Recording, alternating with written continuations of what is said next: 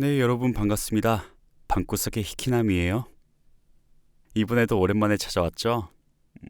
23년에 들어서 정말 작업이 들어오질 않는 거예요. 그래서 집에서 쉬는 날이 많았어가지고 이때쯤에는 유튜브 활동을 좀 열심히 하려고 했는데 진짜 그 말이 떨어지자마자 일이 들어와가지고 부산으로 출장을 다녀왔습니다. 일주일 정도. 이번에도 작은 영화였어요. 그런데 제가 출연하는 날짜는 금요일과 화요일 이렇게 이틀밖에 없는데 그 제작사 측에서 숙소를 일주일치 잡아주신 거예요. 그래서 그 중간 텀 기간에 다녀오기도 좀 그래가지고, 왜냐하면 교통비 지원이 안 되거든요.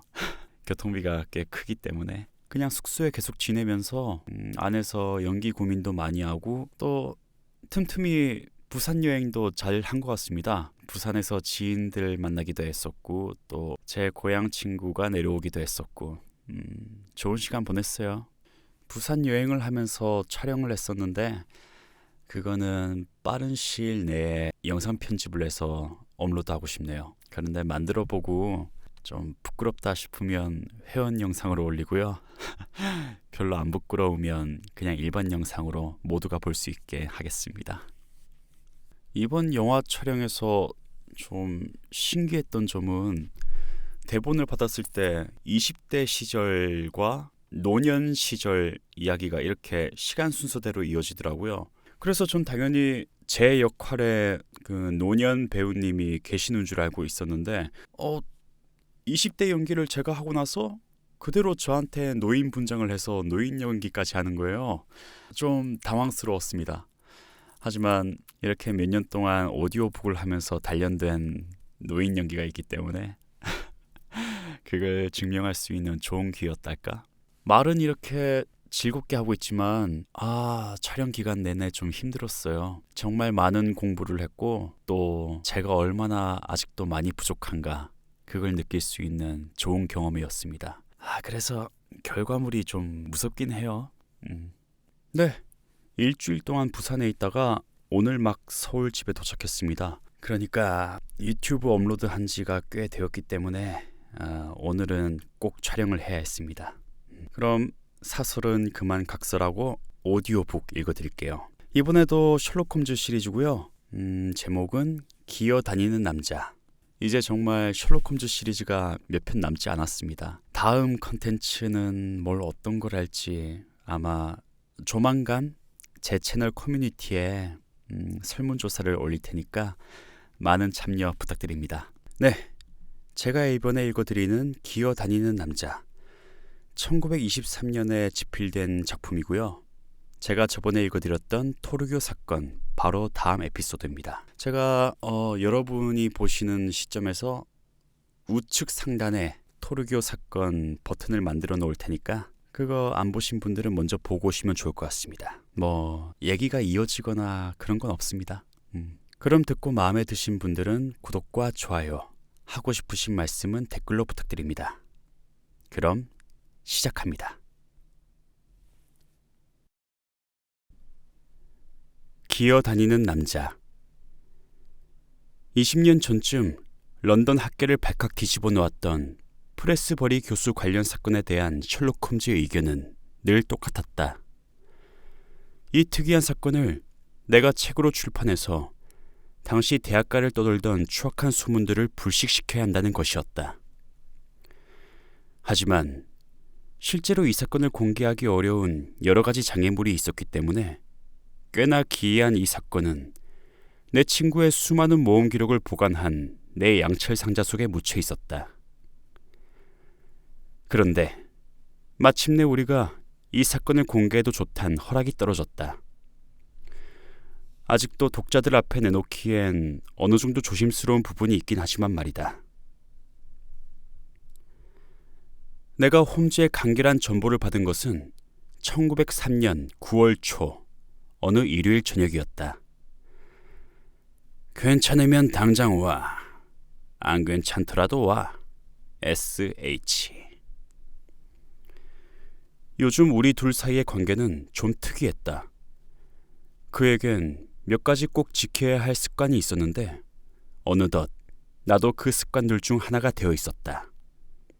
난 바이올린, 샥 담배, 오래된 검은색 파이프, 색인 자료집, 그리고 그 외에 다른 중요한 것들과 같은 존재였다. 활동적인 조사가 필요하거나 믿을 수 있는 동료가 필요할 때 내 역할은 분명했다. 하지만 그렇지 않은 경우에도 난 늘 유용했다. 난 그의 마음을 갈고 닦는 숫돌이었다. 그는 자기가 생각하고 있는 것을 내 앞에서 큰 소리로 말하는 것을 좋아했다. 물론 나 들으라고 말한다기보단 침대를 앞에 두고 말한다는 게 더 맞는 표현일 것이다. 하지만 그런 습관들 덕분에 난 사건에 대한 충분한 설명을 들을 수 있었고 내 의견을 말할 수도 있었다.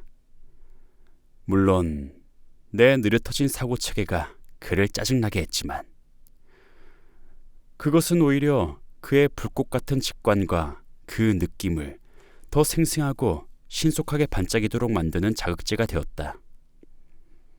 이것이 우리 사이에서 내가 아는 보잘것없는 역할이었다. 베이커가에 도착했을 때 홈즈는 안락 의자에 웅크리고 앉아 있었다.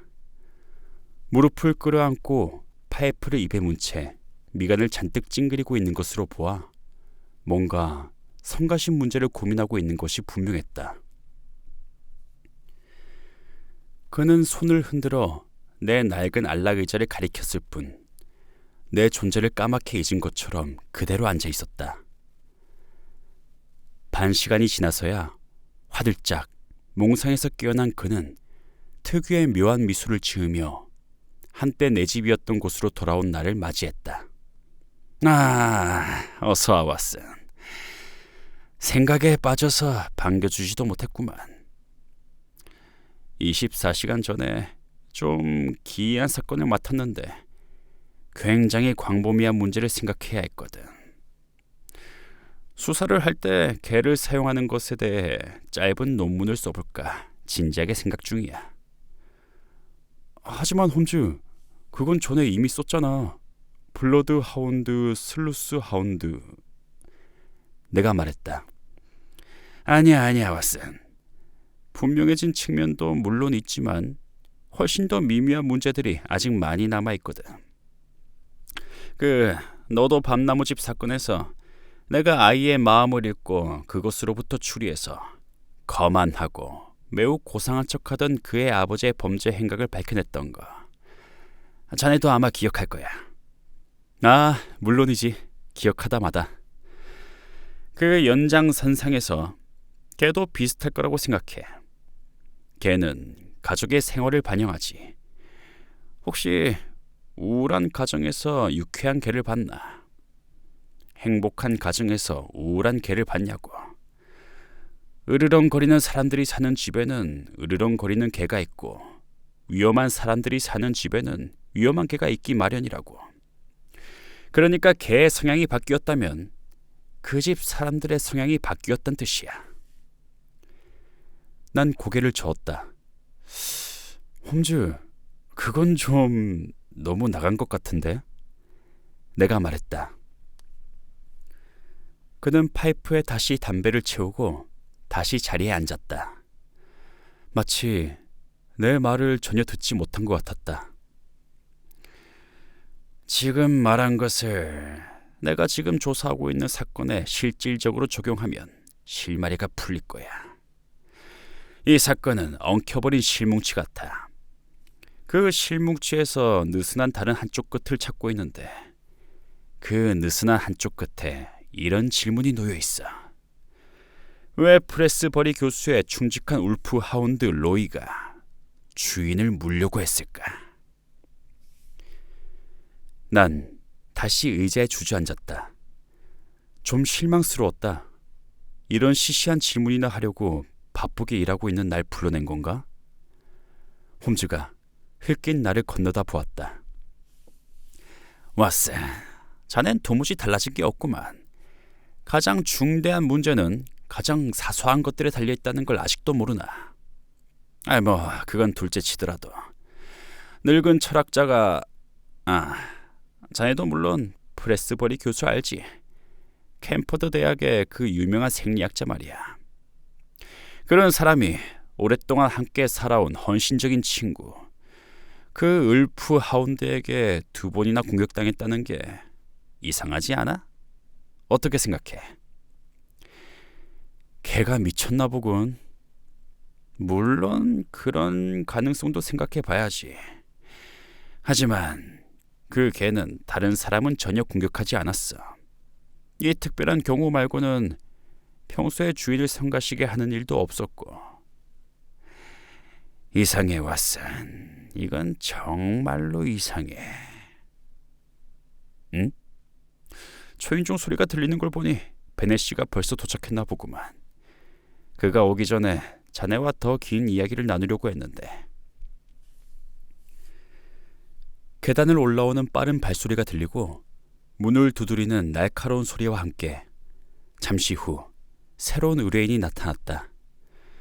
키가 훤칠하게 크고 잘생긴 30대 초반의 그 젊은이는 옷차림도 세련되고 우아했지만 태도만큼은 보통 그 나이 정도의 남자답게 침착하기보다는 어린 학생처럼 좀 수줍었다. 그는 홈즈와 악수를 하고 나서 좀 놀란 표정으로 나를 쳐다보았다. 아니 홈즈 씨, 이건 무척 민감한 문제예요. 저와 프레스버리 교수가 개인적으로나 공적으로 어떤 관계인지 생각해 보세요. 전 정말로 다른 사람들 앞에선 절대로 이야기할 수 없어요.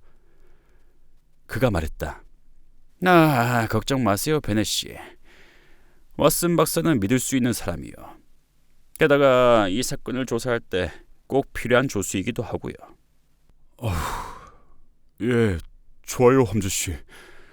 하지만 제가 이 문제에 대해서 극도로 조심하고 있다는 것을 잊지 말아주세요. 왓슨, 여기 있는 이 신사 트레버 베넷 씨는 위대한 과학자 프레스버리 교수의 전문 조수야. 현재 그와 같은 집에서 살고 있고 그의 외동딸과 약혼했어. 그러니까 우리는 베넷 씨가 이 사건에서 교수에 대해 신의와 헌신을 보여줘야 한다는 걸 알아야 한다고. 하지만 무엇보다 중요한 건 이 이상한 사건을 해결하기 위해 필요한 모든 조치를 취하는 거야. 저도 그러기를 바랍니다, 홈즈 씨. 그게 제 목적이고요.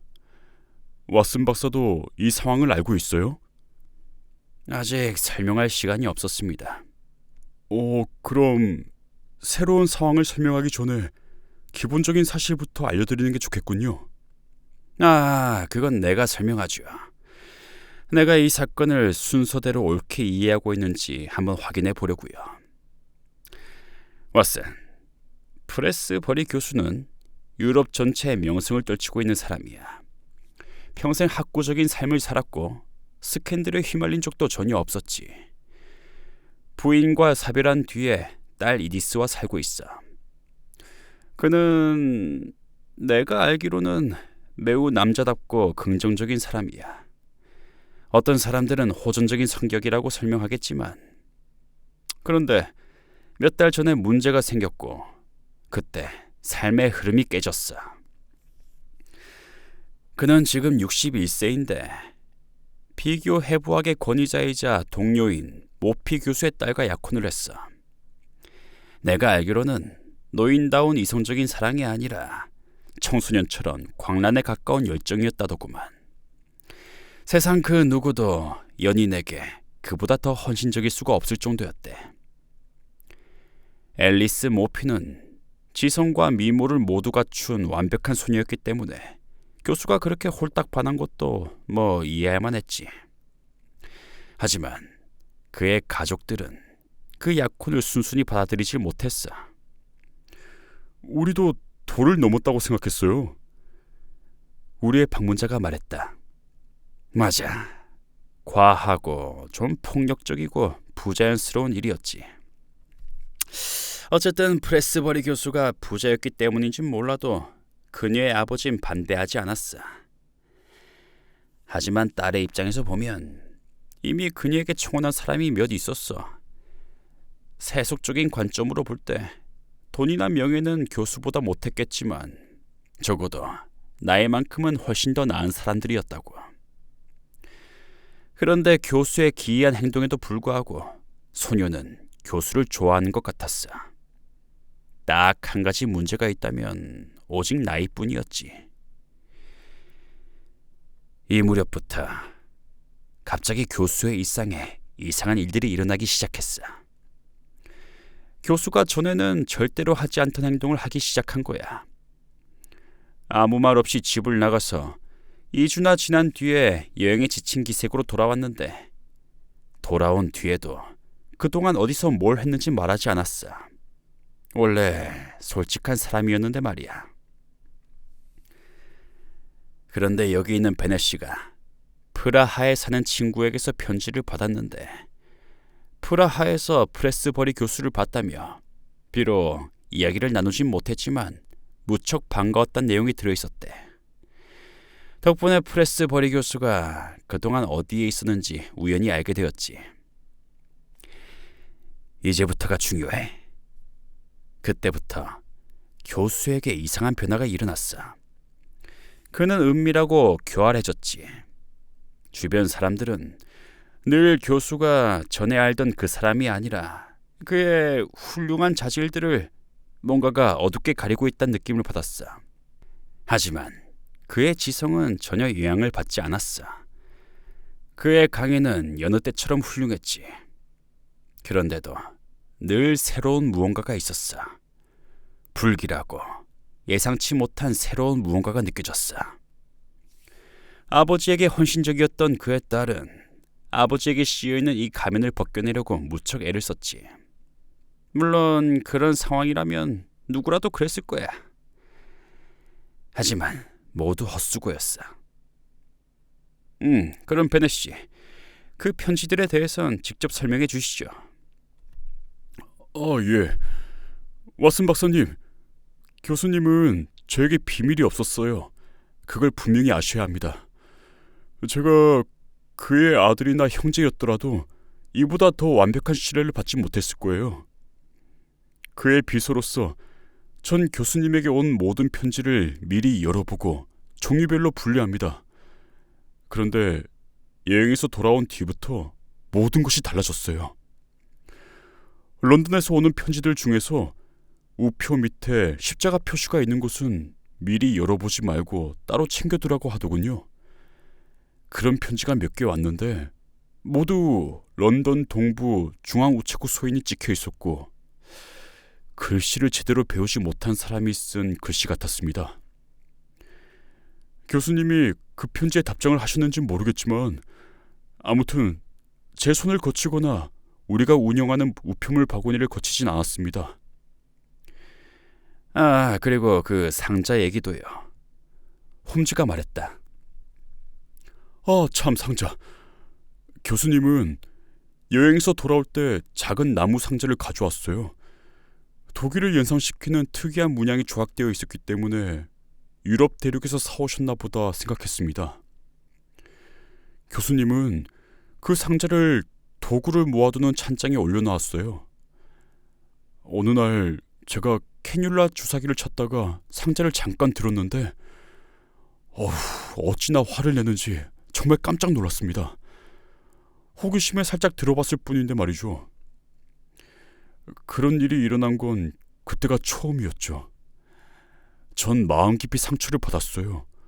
어쩌다 우연히 상자를 만진 것뿐이라고 설명해도 저녁 내내 교수님은 저를 냉혹하게 쳐다보았고 그 일을 마음 깊이 새기고 있는 것 같았어요. 베넷 씨는 주머니에서 작은 수첩을 꺼냈다. 그날은 7월 2일이었습니다.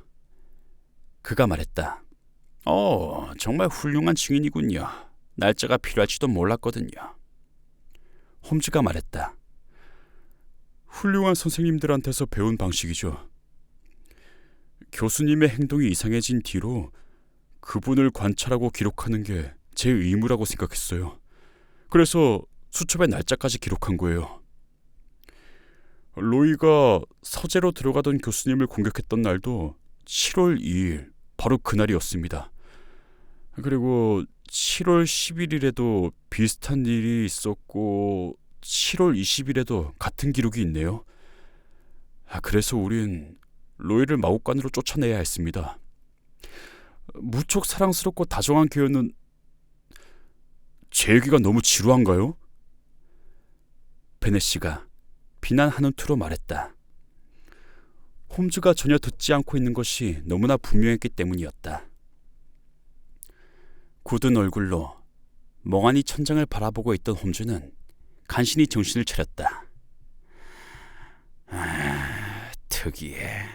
정말로 특이해. 홈즈가 중얼거렸다.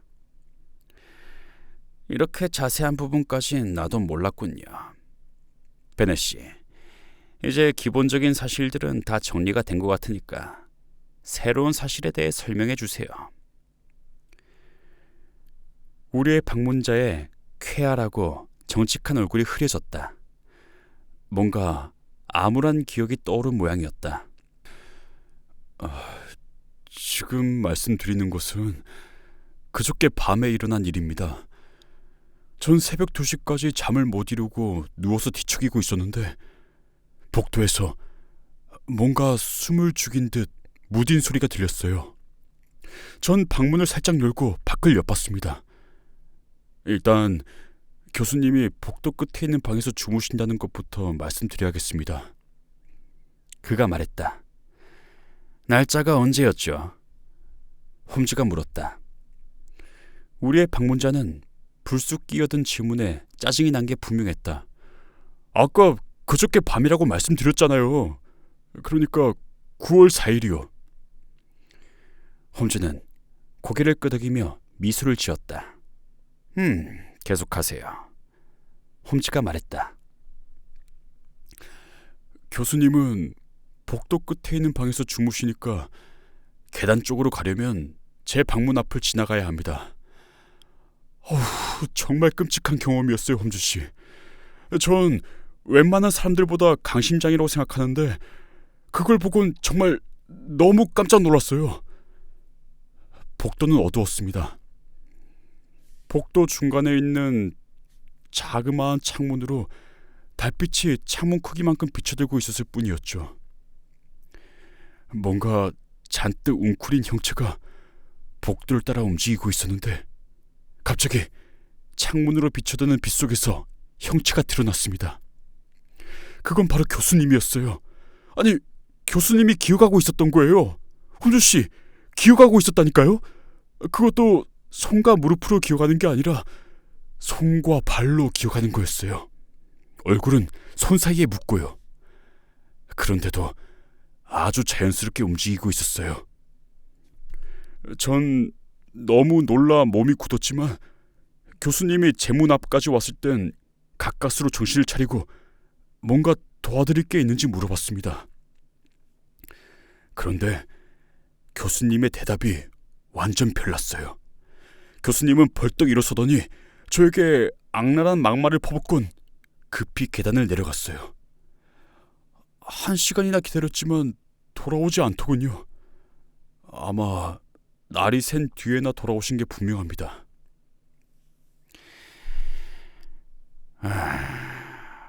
왓슨, 어떻게 생각해? 희귀한 표본을 보여주며 묻는 병리학자처럼 홈즈가 물었다. 혹시 요통이 아닐까? 왜 요통이 너무 심하면 그런 식으로 걷게 된다고 하더라고. 세상에 요통보다 심한 고통은 없다잖아. 좋아, 왓슨. 전엔 항상 우리가 입장을 확실히 정할 수 있게 해준다니까. 하지만 요통은 아닌 것 같아. 순식간에 교수가 똑바로 일어섰다고 했잖아. 건강엔 전혀 이상이 없습니다. 사실 제가 교수님을 알고 지낸 지난 몇 년 동안 지금보다 더 힘이 좋은 때는 없었는걸요. 이제 제가 아는 건 다 말씀드렸습니다. 경찰에 신고할 수 있는 사건도 아니고 우린 뭘 어떻게 해야 할지도 도무지 모르겠는데 뭔가 강력한 재난을 향해 표류하고 있단 불길한 예감이 계속 듭니다. 이디스도 그렇고 프레스 보리 양도 저와 똑같은 느낌이라 더 이상 앉아서 기다리고만 있을 수가 없었어요. 베네시가 말했다. 확실히 매우 이상하고 의미심장한 경우군요. 어떻게 생각해 왔어? 의료인의 입장에서 말하자면 정신과 진료를 받아야 할 경우인 것 같아. 노신사가 열렬한 연애 감정 때문에 대뇌 기능에 이상이 생긴 게 아닐까 싶어. 해외로 여행을 떠났던 것도 그런 열정을 스스로 깨뜨리려는 시도였을까 싶고, 그리고 편지와 상자는 뭔가 개인적인 거래와 관계된 그런 거일 거야. 상자 안에 대출받은 문서나 증권 같은 걸 넣어두었겠지. 내가 말했다. 대출을 받았다고 해서 울프 하운드가 주인을 물진 않잖아. 아니지, 그게 아니야, 왓슨. 그 이상의 뭔가가 있다고. 지금 내가 말할 수 있는 건 단지... 셜록 홈즈가 무슨 말을 하려고 했는진 절대로 알 수가 없었다. 바로 그 순간에 젊은 아가씨가 방문을 열고 들어왔기 때문이었다. 그녀를 보자 베네시가 소리를 지르면서 일어나더니 그녀를 향해 두 손을 앞으로 쭉 뻗고 달려갔다. 이디스, 무슨 일이 생긴 건 아니겠지? 당신을 따라와야 할 것 같았어요. 난 정말 너무 무서웠어요. 거기 혼자 있는 건 너무 끔찍하다고요. 홈즈씨, 아까 말씀드린 제 약혼녀예요. 그럴 거라고 생각했습니다. 그렇지, 왓슨? 홈즈는 미소를 지으며 대답했다. 프레스버리야, 내 생각엔 뭔가 새로운 일이 생겨서 우리에게 알려주려고 달려오신 것 같은데요. 우리의 새로운 방문자, 전형적인 영국 타입의 밝고 건강한 아가씨는 베네시 옆에 앉아있다가 홈즈를 돌아보며 미소를 지었다. 베네시가 호텔에 없기에 아마 여기에 갔을 거라고 생각했어요. 선생님에게 사건을 의뢰할 거라고 했거든요. 하지만 홈즈씨, 불쌍한 제 아버지를 위해 할 수 있는 게 아무것도 없을까요? 프레스버리야, 저도 도울 수 있기를 바랍니다. 아직은 사건이 너무 모호해요. 아마도 지금 아가씨가 말하는 것이 사건 해결에 새로운 빛을 던져줄 수 있을지 모르겠습니다. 어젯밤에 일어난 일이에요, 홈즈씨. 아버진 어제 하루 종일 굉장히 이상했어요. 그동안 본인이 한 일조차 기억하지 못할 때가 여러 번 있었는데 그럴 땐 꼭 꿈속에 사는 것 같았어요. 어제가 바로 그런 날이었어요. 지금까지 제가 알던 아버지가 아니었어요. 껍데기는 아버지였지만 그건 분명히 아버지가 아니었어요. 예. 무슨 일이 일어났는지 한번 말해주시죠.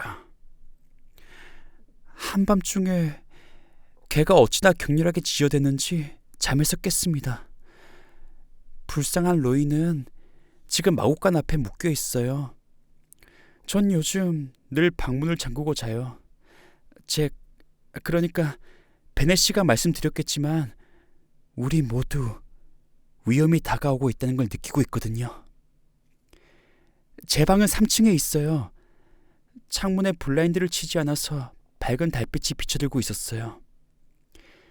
개가 미친 듯이 짖어대는 소리를 들으며 전 그대로 누운 채 달빛이 들어오는 창문을 보았습니다.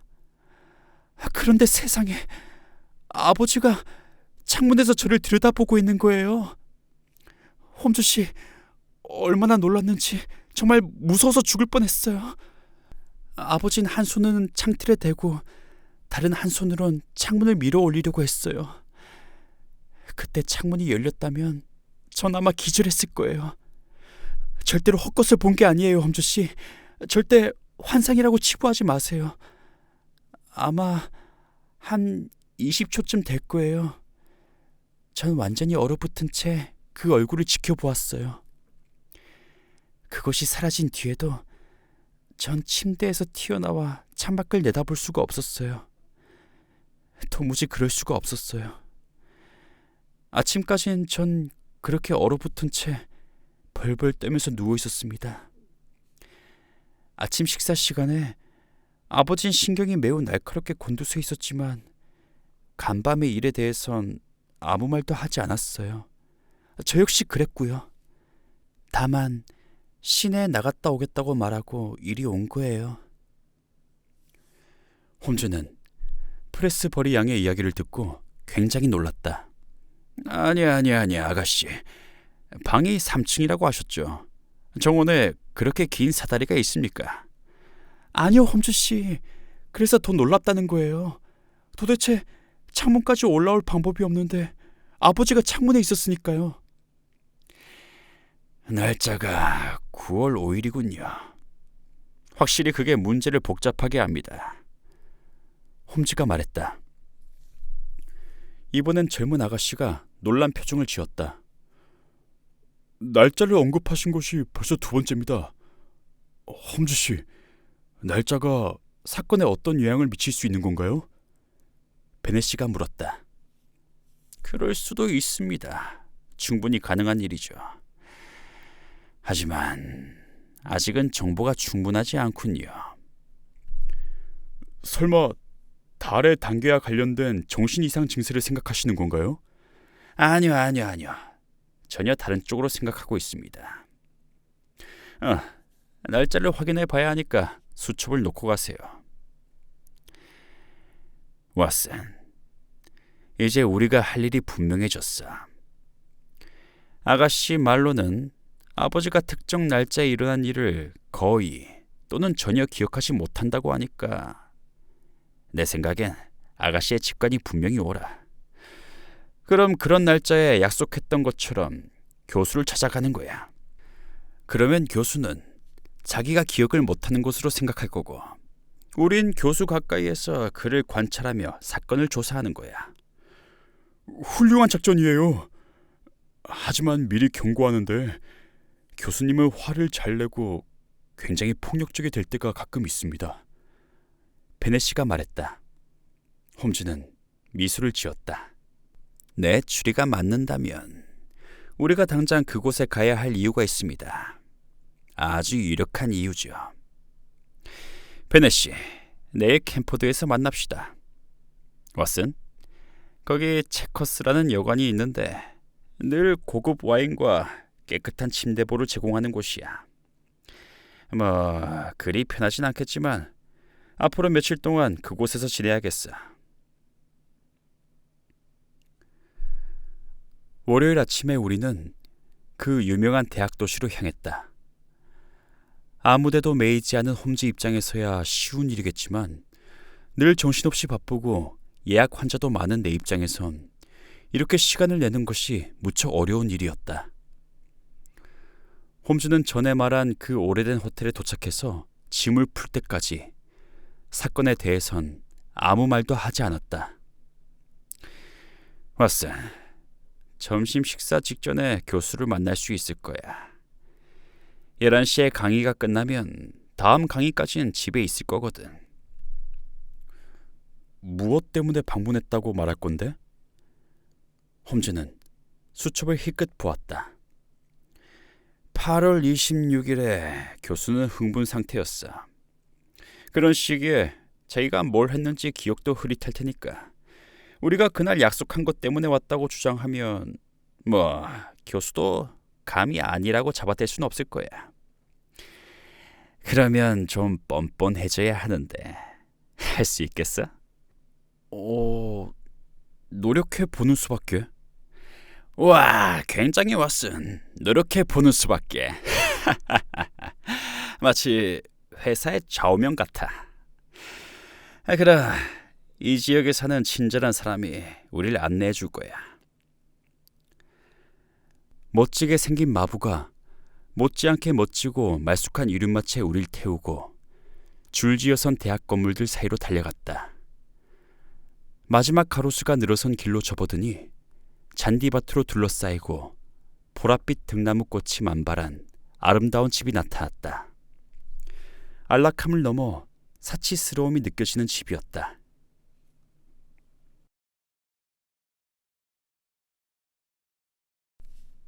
네, 여러분. 이렇게 해서 기어다니는 남자 1부까지 읽었습니다. 제 댓글 창으로 어떤 분들은 배경음악을 원하시고 어떤 분들은 배경음악이 없는 걸 원하셔가지고 이렇게 된 거 에피소드마다 번갈아 가면서 넣어보자 싶었습니다. 그래서 이번 에피소드는 아마 배경음악이 없을 것 같아요.